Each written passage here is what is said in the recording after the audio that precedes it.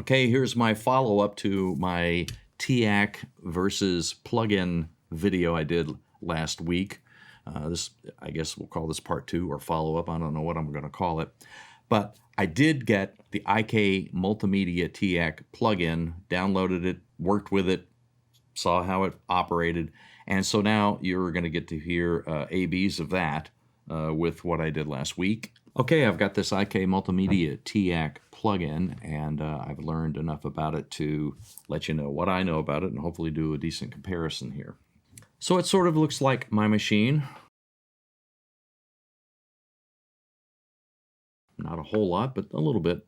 You have tape formulas here. On my machine, when I did my recording on my TEAC A6100, I did use 911 formula tape.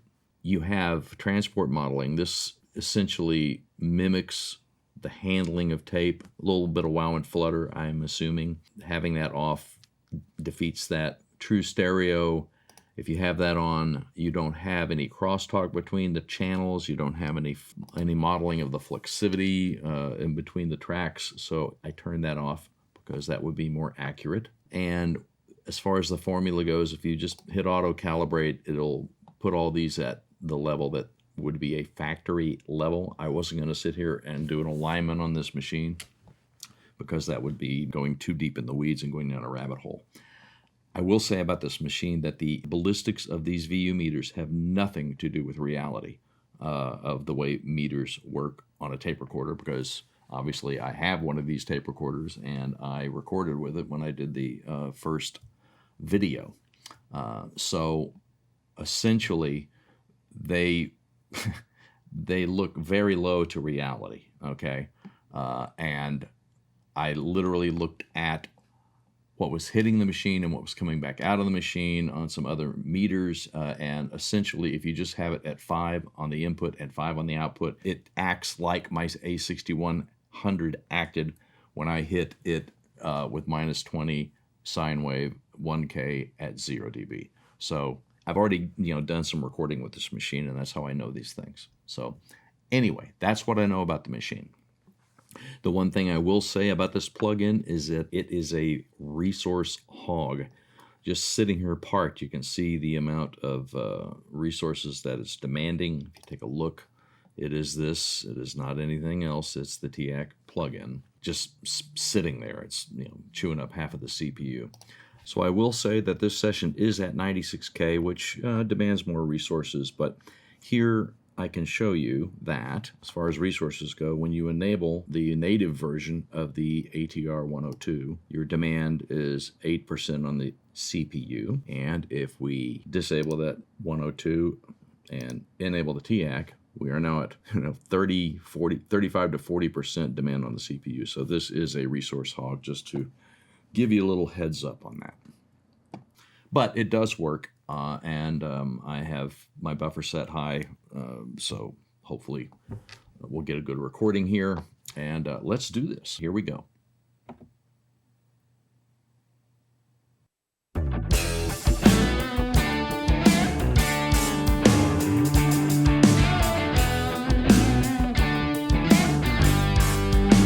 So you can see that the amplitude of the plug-in and the amplitude is very similar to the amplitude of the machine, my actual machine. They're right next to each other there.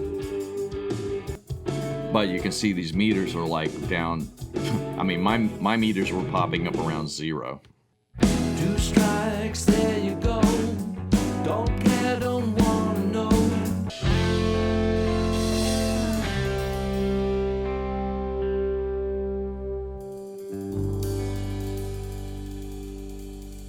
Okay, we've recorded it. Bueno. Here's our TEAC at 0. Here's our TEAC at -3. Here's the ATR 250, Scotch 250, the ATR 456. We don't need that. That's tones. And here's our WAV file. So we'll turn off the TEAC, bypass it, just disable the thing. Okay, so the machine, the real machine, and the plugins all have different outputs kind of stuck with that, and so what I had to do was level out these things, and so I put up a level meter and monitored this loop section, and they all came in around -22, around -21.9 or 8, somewhere in there. Okay, that's RMS I'm talking about, just to show you. I see the fading light, hate to see it low. And so that was the wave. Here is the TEAC. I see the fading light, hate to see it low. Okay, so you get the idea. Just trust me. They're all about -22. So what I'll do is I'll go ahead and get those files at the same output level, so when I post them, you don't have to mess around with changing the levels. They'll all be at the same level, so don't worry about that. Okay, so this is a short loop, and here we go. We'll start A-Bing. We'll do 2 passes, the WAV file against the TEAC machine at 0. Then we'll do 2 passes of the WAV file against the TEAC plugin. And then we'll do 2 passes of the WAV file against the TEAC machine at -3. Then 2 passes of the WAV file against the ATR Scotch 250, and then 2 passes of the WAV file against the ATR 456. Here we go.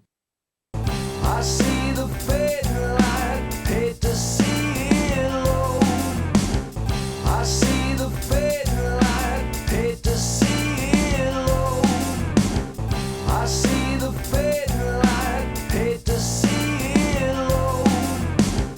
I see the fading light, hate to see it low. Great. Okay, here we go with the TEAC plugin. I see the fading light, hate to see it low.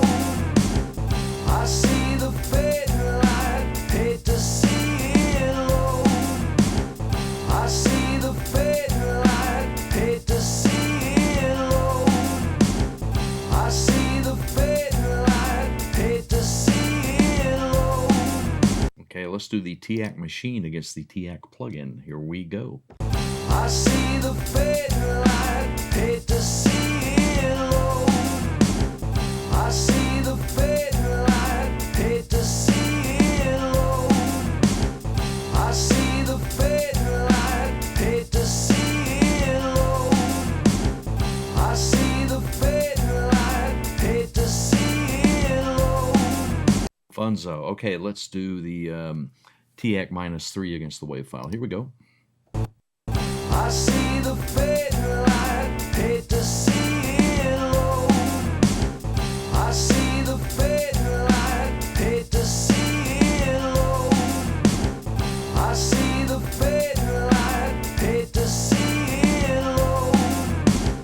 I see the fading light, hate to see it low.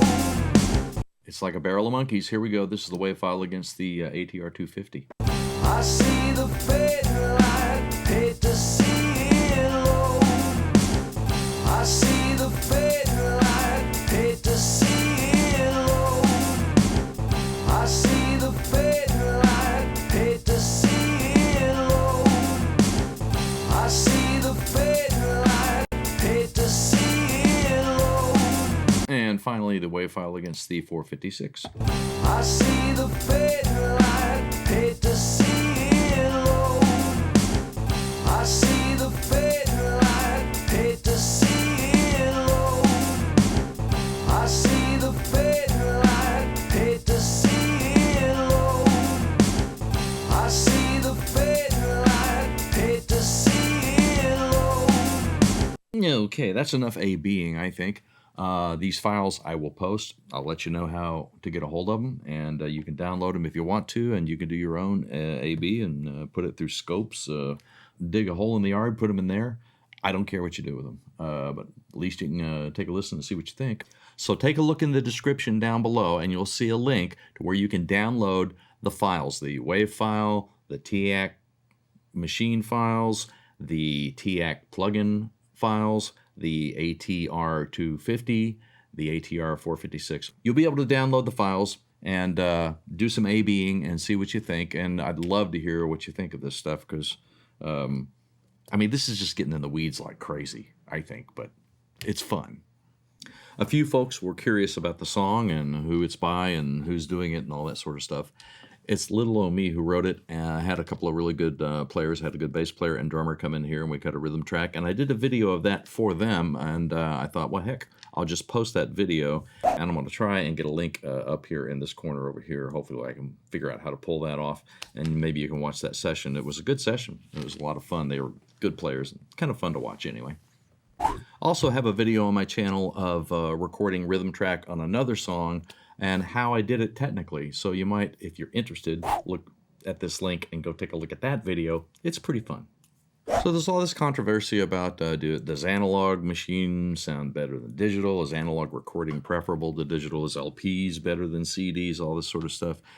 You know, I was a recording engineer way before digital became normal. I mean, I was working with tape for a good 12, 15 years prior to digital, but, you know, being commonplace in the studio. So, you know, I do know this much about analog equipment and analog recording. It is something that is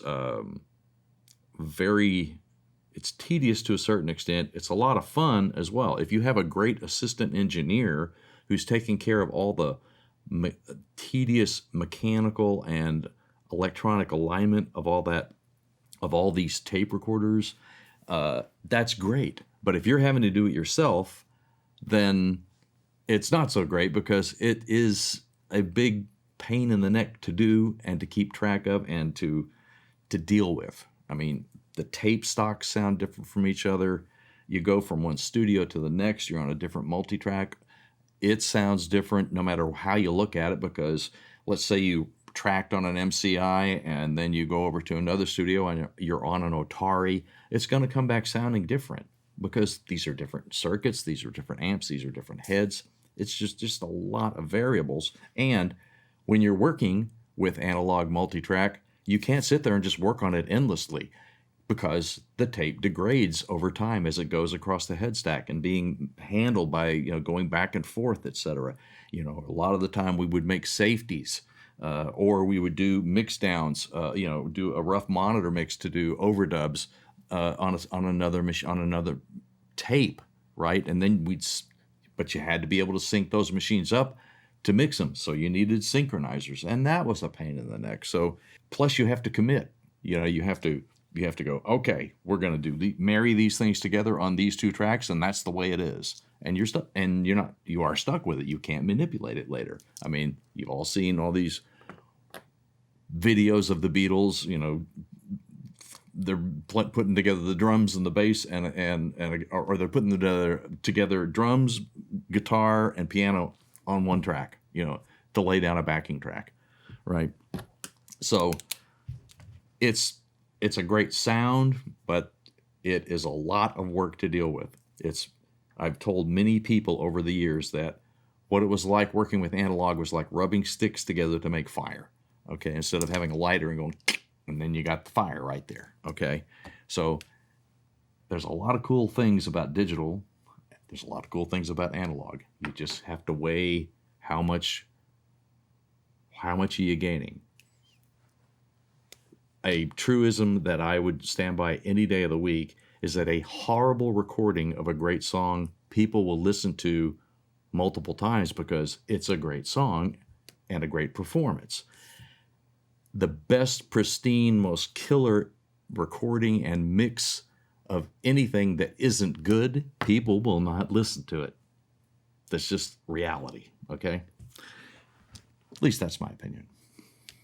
I'm really happy that folks tuned in and were interested in this previous video about the TEAC versus the plugin, and which made me do this follow-up. And I hope you got something out of it. Please get after those files, download them, get back to me, comment about what you hear and differences you hear and what you think. This is Rusty Smith for Record, Mix, Repeat. If you like what you see, please come back and subscribe. And I need the views. I like doing this. Help. Bye.